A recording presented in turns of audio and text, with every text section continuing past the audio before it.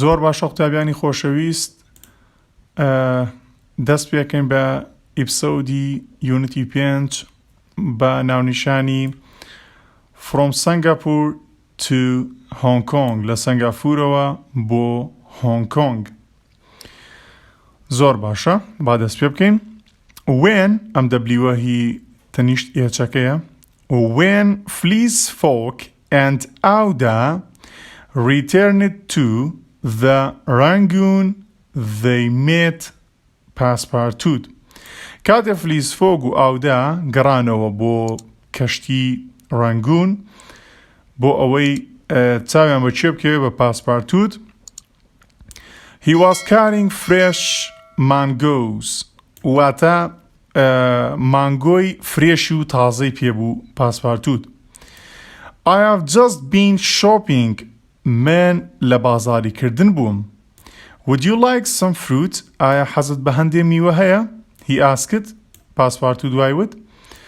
The ship was just starting its 1300-mile voyage to Hong Kong.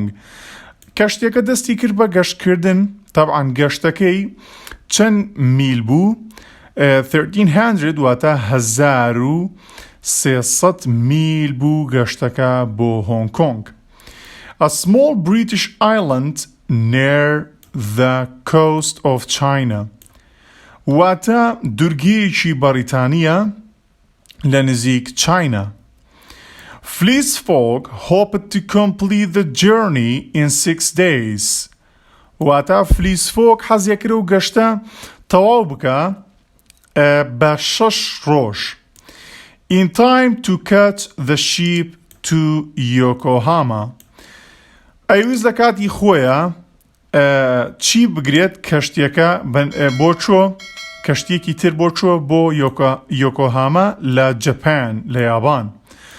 On 5th November، واتە لە 5مین ڕۆژی مانگی نۆڤەمبەر. At first the weather was fine، لە سەرەتایە جەوەکە زۆر خۆش بوو. But then it changed، بەڵام دوایی گۆڕدرا.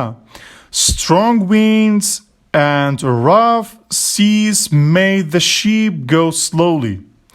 واتە تەوژمی باو و ئەو ئاوەی کە کەشتێکەی تێدا بوو زۆر جم و جۆڵیە کرد و وای لە کەشتێکا کردکەوە بە هێواشی و بەخاوی بڕوا بۆی هیچ شتێ ڕوونەدا.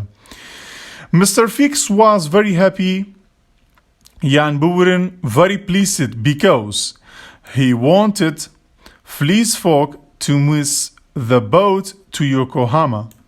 طبعا ئەم حاڵە چێ پێی خۆش بوو زۆر مستەر فیکس. بۆچی؟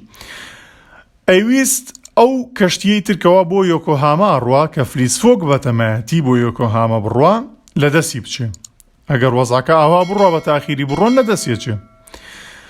After the storm، لە دوای ئەو گەردەلوول و ئاسیفە و شتانی لە ناو زەریا و دەریاکە ڕوویدا، فلیس فۆک went to see the captain of the ship. طبعا فلیس فۆک ڕۆیش بۆ لای چییە؟ ڕۆیش بۆ لای کاپتنەکە. بزانین بۆ چوو بۆ لای کاپتنەکە، دابەزی بۆ لای کاپتنەکە و ئیشی پێی بوو. بزانین بۆ. We are going to arrive 20 hours late، the captain told Mr. Fogg. طبعا کاپتنەکە چی پێیانوت لەم ڕیزەیە؟ وتی کاکە جان ئێمە 24 ساعت تاخیرتر ئەگەینە شوێنی مەبەست. طبعا بە چی وت؟ بە مستر فۆگ. Has our next ship the Carnatic already left Hong Kong؟ ئایا کەشتیەکەی تر بە ناوی کارنەتیک ئایا هۆنگ کۆنگی بەجێهێشتووە؟ طبعا ئەمە چی وتی؟ فلیس فۆگ وتی. اینجاکە No, she hasn't sailed yet. There was a problem with the ship. The engineers have nearly repaired her and she is going to leave at 5 a.m. tomorrow morning, said the captain. طبعا کاپتنەکە وتی کاکە گیان هێشتا کەشتێکە ئەوەی ناوی کەرنەتیکە هێشتا کەشتێکە بەڕێن نەکەوتووە وا قەرارەکەوە پێنجی بەیانی واتە سەر لە بەیانیەکەی بڕوات گەشتەکە دەست پێ بکات بەڵام بۆ هێشتا دەستی نەکردەوە بە ڕۆیشتن کەشتێکە لەبەرەوەی مەچینەکەی عەتەڵی تایە بە زووترین کات ئەیانێت چاچیکەنەوە. The Rangoon arrived in Hong Kong. طبعا کەشتی ڕەنگون کەوا ئەمانەی تیادا بوو گەیشتە Hong Kong at کەی گەیشت 1 p.m. on 6th November لە سەعاتی 1 پاشنی مەڕۆ لە 6 مانگی نۆڤەمبەر and everyone got off هەمویان دابەزانە خوارەوە. Fleece Folk now had 16 hours to find Auda's uncle. طبعا فلیس فۆک چەندێکی لە بندەسا بوو بۆ ئەوەی خاڵۆی ئەودا بدۆزێتەوە. 16 hours واتە 16 ساعتی بەدەسەوە بوو. While she waited in a hotel کاتێک کە ئەودا لە ناو هۆتێل بوو. Folk soon returned with some news. دوای ئەمە بە مودەیەک فلیس فۆک هاتەوە بە زانیاریەکی نوێ. I am afraid that your uncle has gone to live in Europe, Folk said. ئەلێ بە ئاودای ودوتی من وەڵی ترسم هەیە لەوەی کەوا باو یعنی خاڵۆت ڕۆیشتی بێ بۆ چووە بۆ ئەوروپا بۆ ژیان بەسەر بردن. What should I do? asked ئاودا. ئاودا کە ئافرەتەکەی وتی ئەی ئێستا من چی بکەم؟ Come with us to Europe. پاسپارتوت. پاسپارتوت دوتی کاکە وەرە بۆ ئەوروپا لەگەڵ ئێمە مادام ئاوا چارت ناچارە وەرە بۆ ئەوروپا لەگەڵ ئێمە. باشە. Go to the Carnatic and tell them that 3 of us will travel with the ship tomorrow. طبعا ئەلێ بابڕین بۆ چووە بۆ کەشتی کارنەتیک و پێیان بڵێ هەرسێکمان بەیانی گەشتەکەین بەم کەشتیە. اینجا at the port واتە لە کەناراوەکە Passepartout was surprised to hear that the ship was now ready to sail. طبعا خۆی وا دایاننابوو بەیانی بڕۆن کەشتێکە دەست بە گەشت بکە بەڵام پاسپارتوت زۆر پێی سپرایز بوو کەواوتیان کاکە وەرن ئەوە کەشتێکە ئامادەیە بۆ ئەوەی دەست بە ڕۆیشتن بکە. That same evening هەمان ئێوارە he was just leaving to go and make sure that Fleece Folk also knew this. طبعا ڕۆیش بۆی کا بە مستەر فلیس فۆکش بڵێ کاکە مەسەلەیەکی ئاوا هەیە ئەم ئێوارەیە بە تەمای ڕۆیشتن ئەم کەشتیە لە وعدەکەی خۆیان پەشیمان بوونەتەوە زوو چاک بۆتەوە. But then Mr. Fix appeared and invited him into a cafe there. Mr. Fix یەقەی پاسپارتوتی گرد وتی کاکە وەرە با بڕۆین چای و قاوەیەک لەو کافەیە بخۆین. Detective Fix still did not have the arrest papers and now Mr. Fogg was ready to leave Hong Kong. طبعا وا فلیس فۆک وا بەتەمایە سواری ئەو کەشتیە بێت کە ناوی کارنەتیکە و هۆنگ کۆنگ بەجێ بێڵن هێشتا مستەر فیکس ئەو وەرەقەی پێ نەگەیشتووەکەوە بتوانێ مستەر فۆک بگرێ طبعا ئەو وەرەقەیە وایە لە بەریتانیا پێ بگەیشتایە. He decided to try to keep Passepartout talking. طبعا وای لە پاسپارتوتە کرد پرسیارشتی زۆر لێ کرد بۆی پاسپارتوت تۆزێ تاخیر بێ. بەم ڕێگایە he could make Passepartout and Mr. Fogg miss the boat. طبعا وایە زانی بەم ڕێگایە ئەتوانێ فلیس فۆگ و پاسپارتوت چی لێ بکە تاخیریان بکات و کەشتیەکەیان لەدەستێ. ئەمە وێنەی ئەو کەشتیە ناوی کارنەتیکە کەوا هۆنگ کۆنگ بەجێ دێڵێت بۆ یۆکۆهاما. دوایەوە لە بەشی دووەم لە لاپەڕەی 54مان تەواو کردینە لاپەڕەی 55 قوتابی خۆشەویست ئاگادار بە. ئەلێ while they were drinking their second cup of tea ئەلێ کاتێک کەوا دووەم کوپی چایان ئەخوادەوە Mr. Fix told Passepartout about himself. طبعا Mr. Fix هەموو شتەکانی بۆ پاسپارتوت ئاشکرا کرد. He explained that he was really a detective and that he was sure Mr. Fogg was the London robber بووبرن. طبعا هەموو شتەکانی بۆ پاسپارت و داشکرا کرد و دیکا کە من دیتاکتیڤم واتە لێکۆڵەوەرم بە دوای ئێوە کەوتومە و بە دوای بزەبت بە دوای چێ کەوتووە بە تایبەتی بڵین بە دوای فلیسفۆک کەوتووە چونکە لەو باوەڕێیەکەوە دسەکەی لەندەن ئەو بێ.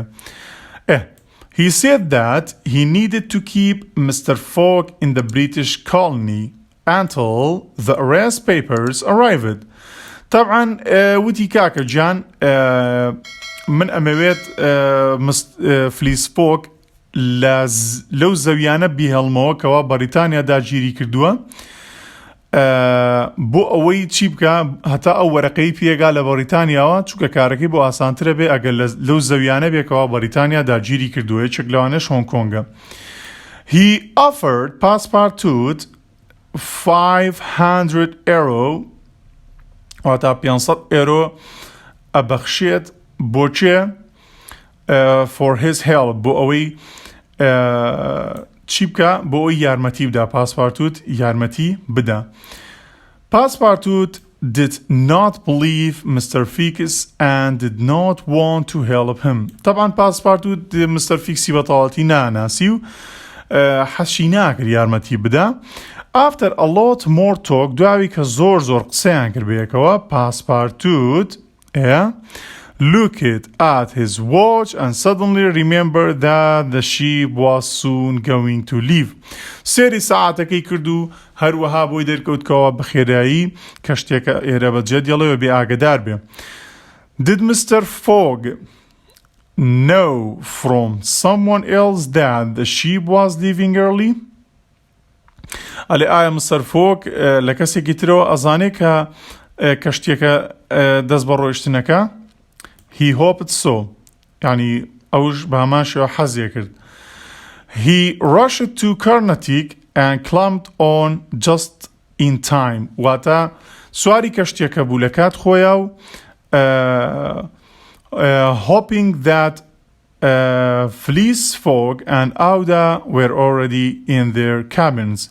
طبعا پاسپارتوت حەزێ کرد کەوە مستر فلیس فۆگ و ئەوداشی تیا بێ کەشتێکە چکە پیانی نەوت بوو ئەو دوانە گوناح بوون پیانی نەوت بوو لەبەرەوەی مستر فیکس هەر تاخیریانیە کرد چکە پاسپارتوت خزمەتکاری فلیس فۆگە بۆیە زوو ئاگداری بکرداتەوە کەشتێک ئێرە بەجێ دێڵی. Early the next morning, Fleece Fogg arrived at the port to find that the Carnatic was not there, and neither was Passepartout.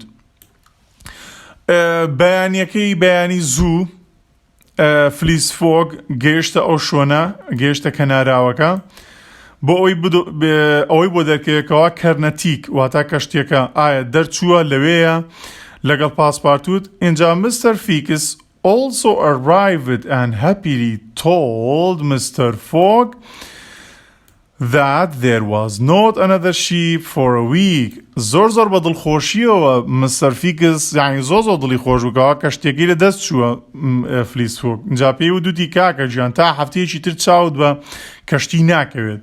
زۆر دڵی خۆش بوو بۆی مستر فلیس فۆگ بهێڵێتەوە بۆی بیگرێ. Fleece Fogg immediately looked for another boat. طبعا فلیس فۆگ یەکسەر بە دوای بەلەمێکی تر گەڕا.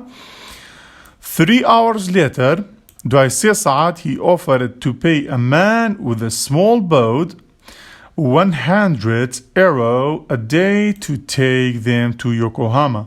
طبعا كاتيك بەلەمێکی بچکۆلەی دۆزیەوە بە پیاوەکەی و دیتی کاکە من ڕۆژی 100 ئۆرۆتە دەمێ بەس بمگەێنە یۆکۆهاما. This is a small boat and the open seas are very dangerous. طبعا بەلەمێکی زۆر بچکۆلە بوو ئەو بەحرا یان ئەو زەریایە یان ئەو دەریایە بڵێن چییە زۆر خەتەرناکە بەڕاستی تەوژمی باو شەپۆلی ئاوەکە زۆر خەتەرە. Yokohama is too far واتە یۆکۆهاما زۆر دوورە. But I will take you to Shanghai. بەڵام منت بم بۆ شەنگەهای. The Carnatic starts from there. Carnatic لەویانەشەوە دەست پێ دەکات. Said the captain کاپتنەکە وایوت of the boat واتە کاپتنی بەلەمەکە. I agree من رازیم said فلیسفۆک وتی من رازیم. He then said to Mr. Fix بە Mr. Fixی وت چی؟ First I have to go to the police and ask them to look for passport. وتی پێویستە من بڕۆم بۆ لای پۆلیس و ئاگاداریان بکەمەوە بۆ ئەوەی بە دوای پاسپارتوت بگەڕێن. After that we will leave. دوایەوە ئێرە بەجێ دێڵین. Would you like to come with us? تۆ ئەتوانی لەگەڵمان بیت؟ بزانین چی بووە؟ Mr. Fix was unhappy that Fogg was leaving. طبعا زۆر پێی ناخۆش بوو مستر فیکس لەبەر ئەوەی ئەیویست بمێنێتەوە و لە دەستیان بچێت و نەڕۆن و یەک هەفتە لێرە بمێنەوە تا وەرەقەکەی پێ بگات و مستر فلیسفۆک دەستگیر بکات. But he was pleased that he could follow him. He agreed. بەڵام هەر یعنی حەزێ کرد بتوانێتەوە دایمەن هەر بە دوایانەوە بێت. زۆر باشە قوتابیانی خۆشەویست، ئێستاش دێنێن لای پرسیار و وەڵامەکانی ئیپسۆدی 5 لە لاپەڕەی 75 واتە 75 بکەرەوە لەم لاپەڕێ لەگەڵمان بە بۆ پرسیار و وەڵامەکان و ئەمەش سۆشیال میدیا و ژمارەی تایبەتی خۆمە بۆ سرنج و تێبینی و ڕەخنەیەک. بە پرسیاری یەکەم دەست پێەکەین. بزانین ئەڵێت چی؟ ئەڵێت the journey from Singapore to Hong Kong 6 days. طبعا 6 days غەڵەت بوو. ئەبێ بڵێن چی؟ 7 days بە 7 ڕۆژ. پرسیاری دووەم The Rangoon's arrival in Hong Kong 5 نۆڤەمبەر نەخێر 6 نۆڤەمبەر لە 6 نۆڤەمبەر. خاڵێکی تر Fogg's plan to take Auda to her uncle. طبعا پلانەکەی فلیسفۆک چی بوو بۆ ئەوەی بۆ ئەودا بۆی بیبا بۆ لای چێ؟ بیبا بۆ لای خاڵی، بەڵام سەری نەگرت، خاڵی لەویانە نەبوو. اینجا لە هۆنگ کۆنگ نەبوو، لە یوروپ بوو کەوا بیبا بۆ ئەوروپا دوایەوە.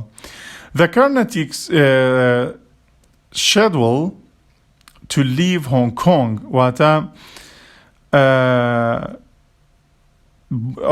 ئەو جەدوەلە کەوا کەشتی کەرنەتیک بۆ جێهێشتنی هۆنگ کۆنگ پلانەکە چی بوو یان بڵێن جەدوەلەکە چی بوو؟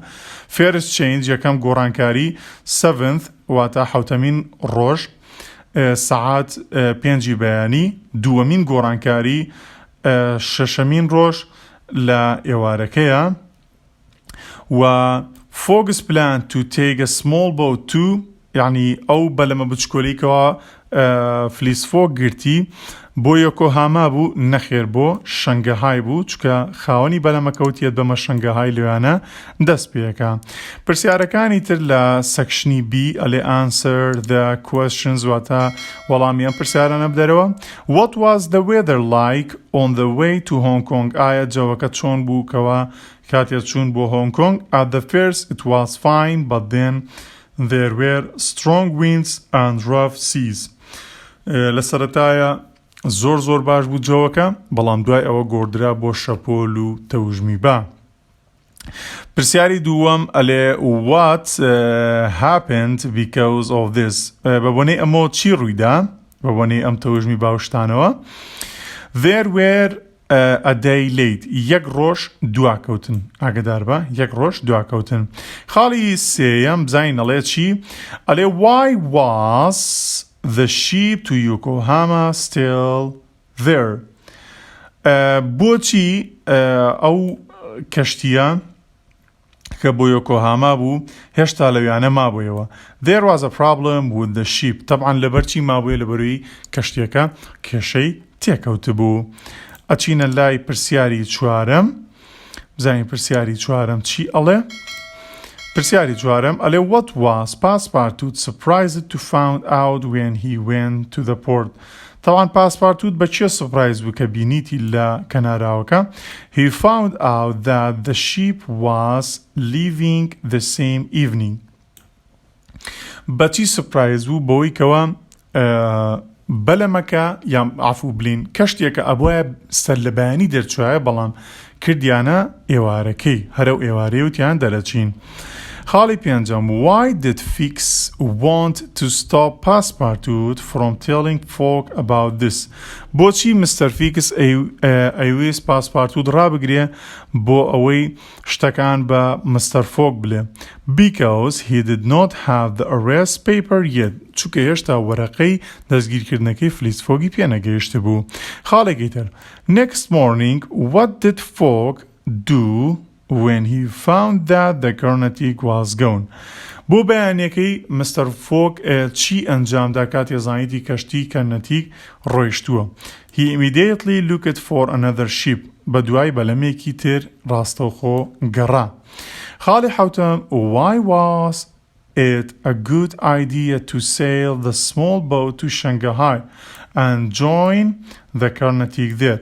بۆچی وا پێویستی کرد کە بیرۆکەیەکی باش بێ بەلەمێکی بچکۆلە بگرن هەتاگەنە شەنگەهای. Because the Carnatic starts from Shanghai چونکە کارنەتیک لەویانەوە دەست پێ دەکات.